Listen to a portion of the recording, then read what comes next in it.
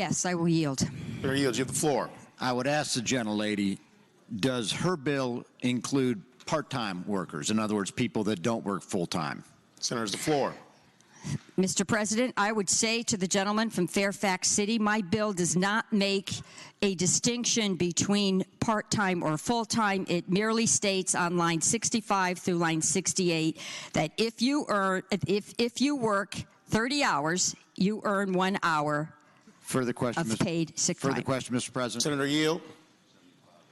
Senator Favola, you yield? Yes, Mr. Senator President, I Yields. yield. In other words, if someone comes into my office and works 1 day a week, 8 hours, out of the 168 hours a week, and the other 160 hours are on their time, they can then claim sick leave for the 8 hours that they're in my office.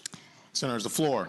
Mr. President, I would say to the gentleman from Fairfax City, the accrual of time does not start until they've actually worked the 30 hours, and then they're not vested until they've been with the company 90 days. So after 90 days, if they start, they can start the 30-hour to 1 hour Further ratio. question, Mr. President. Senator Yield.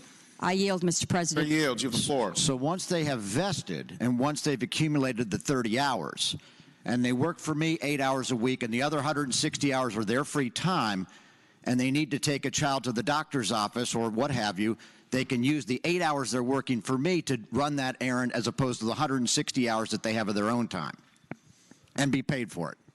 Senator's the floor. Mr. President, I would say that being the generous and kind individual that you are, I would expect you'd have some paid time off policy, which would probably accommodate this. Further question, Mr. Chair. Senator Yield. Mr. President, I yield. Senator Yield, you have the floor.